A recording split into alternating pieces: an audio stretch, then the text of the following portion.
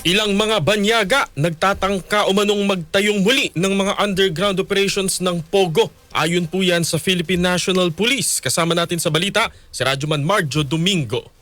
Kinumpirma ng Philippine National Police na may nakikita itong trend na may mga ilang foreign nationals na nagtatangkang buhayin ng mga underground operations ng Pogo sa bansa. Dahil dito ay nakikipag-ugnayan na ang ahensya sa Bureau of Immigration, National Bureau of Investigation at Department of Foreign Affairs para sa mas mahigpit na monitoring sa mga ito.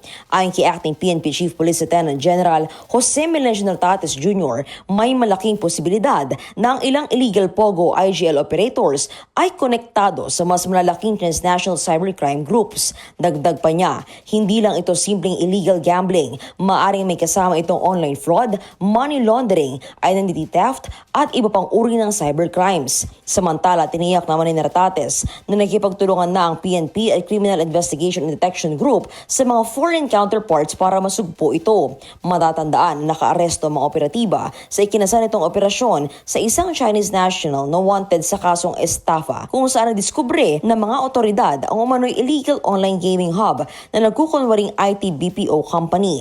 Naaresto rito ang 17 foreign nationals at na-rescue ang 83 Pilipino na pawang biktima na nasabing operasyon. Kasama mo sa DZXL RMN Manila, Radyoman Marjo Domingo, Tatak RMN.